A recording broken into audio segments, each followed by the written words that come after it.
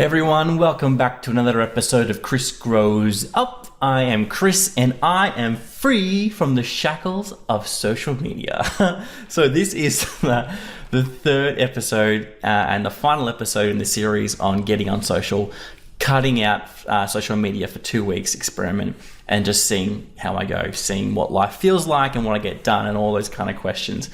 And last week I discussed at the halfway point, the 1 week point, what I was kind of struggling with and how hard I was finding it. Hard in the sense that it wasn't difficult, but just the desire to go on Facebook or social media was so prevalent. I just constantly felt like I wanted to do it. Like the first day I wanted to do it 8 times that I counted. And then it kind of petered off a little bit and was like 8 and 7 the next day and 4 and 3. And by the end of the week, it was just 1. And I wondered whether or not that trend would continue into this week. And what I found, which was really interesting, was I was kind of doubtful. I thought I'd maybe jump back up again, but I actually maintained it. In fact, it kind of got even better. So most of the days this week were like once. I just wanted to use it once, or 0. Like I had 2 days where I didn't think about Facebook at all, which is really unusual and strange, but also really freeing and liberating. And I didn't expect that at all. And so what I want to share with you is 4 things, 4 kind of thoughts that I've had rattling around in my head over the last 14 days about social media, about Facebook, and especially about how I've been interacting with it in the past and how I've been reacting, whatever, this week. Okay, so there's 4 things. I'll start off with this one. Why are you using it? It's a question, but I asked it to myself. Why was I using Facebook? And not in the sense of emotionally, more so just practically. And I'll get into the emotions a little bit in a minute. But I think it's important to ask yourself this question. Why are you wanting to use Facebook? For practical purposes, are you wanting to make a post? Are you wanting to message? Are you simply kind of opening up Facebook and just having a little bit of a look? Which is what I found I was wanting to do most. Simply just find out what's going on, who's talking about what. It's really for that purpose alone. It doesn't offer you that much. It's pretty shallow, the experience that you'll have. If you're wanting to make a post, yeah, great. It's great for doing that. If you're wanting to message someone, it's quite useful for that as well. I mean, this generation of young people just seem to use that more so than anything, their main method of communication, which is really interesting. But I think it's important to ask yourself that question before you use Facebook or Twitter or whatever social media application you're using. Why am I using this? Why am I going into this? Because if you're not sure exactly in your mind why you're doing it, quite often you can stretch out and find yourself doing other things and just wasting time. So why are you using it? Important to ask yourself that question. And also just to kind of preference this video, I'm not for a minute suggesting that Facebook is like totally evil and you should stop using it. And these 4 points aren't me telling you 4 reasons why you shouldn't use it, but just things to be aware of, because I think that Facebook has its traps as well as its positives. So the second thing is, how are you using it? How are you using Facebook?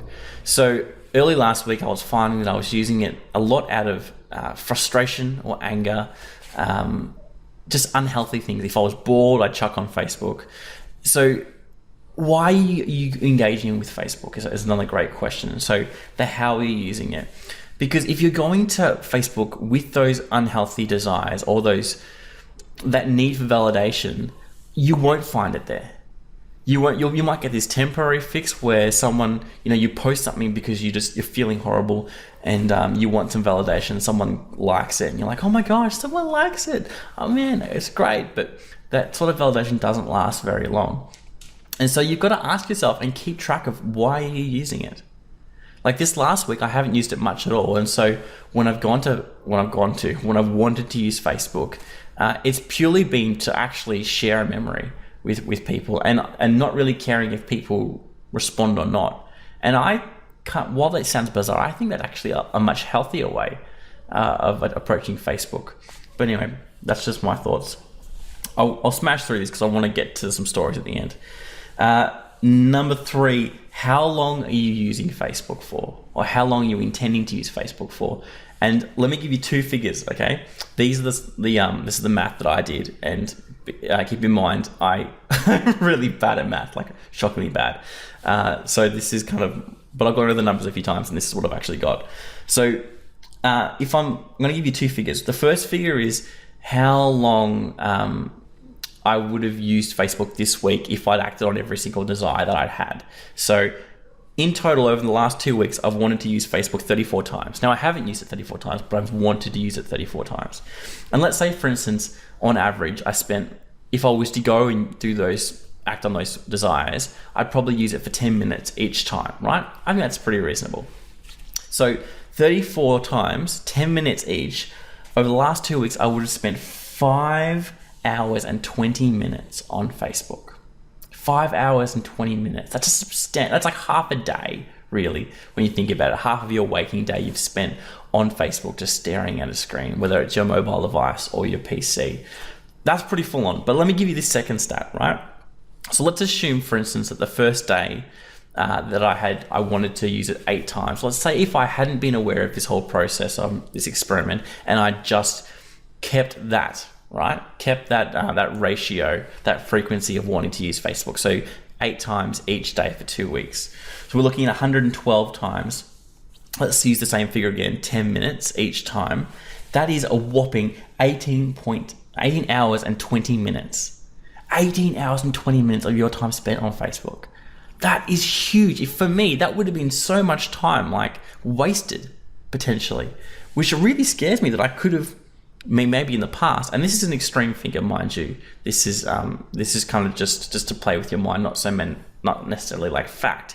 But imagine if this was the case. Imagine if the last couple of weeks before this experiment, that's how much I was using it.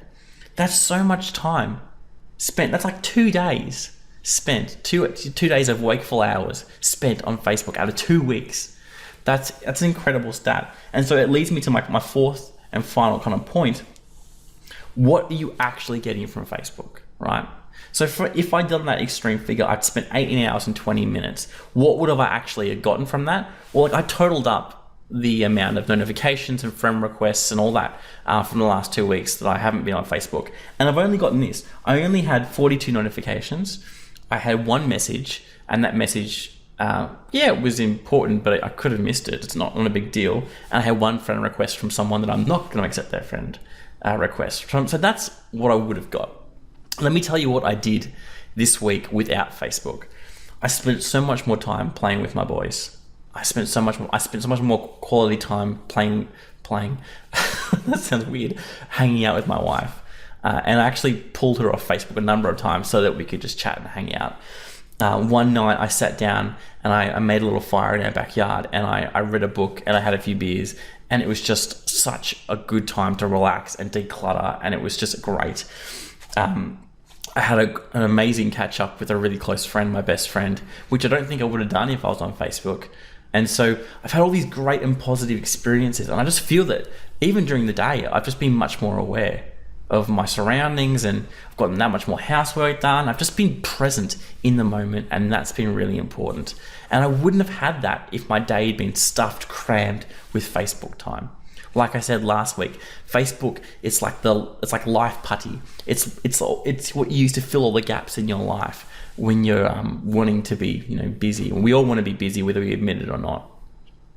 I actually saw, to kind of close off, one thing that was really sad that I saw this week as I was driving my kids back from we were hanging out with my brother actually, and I was just driving back, and we drove past a park, and as I was driving past the park, I noticed that there were some boys playing in the park, young kids, maybe like, I don't know, 9 or 7 or 8, and Mum was in the car on her phone, I assume using Facebook. And what I thought was like, how sad if that's what we've come to. How sad that that a mum could be spending positive time with her kids, and yeah, great that she's brought them along to the park, but she's like, what? She's just sitting in the car on Facebook instead of engaging with them outside in the park. And that's kind of what I want to leave this experiment with, just to caution you, because I think Facebook is great. It's so good. You can get so much from it. Just be careful why you're using it, how you're using it, how often you're using it, and what you're getting from it. Because if those answers are coming back with negative results, then maybe you need to cut down your Facebook usage. So that's a lot crammed into a short amount of time. I'm excited next week to get you announce the new topic, and it's going to be really good. So make sure you stay LinkedIn and subscribe and keep watching. And please comment down below as well. I'd love to talk to you guys about what you're going through and how you're finding this series. And so have a good week, and don't forget to grow up.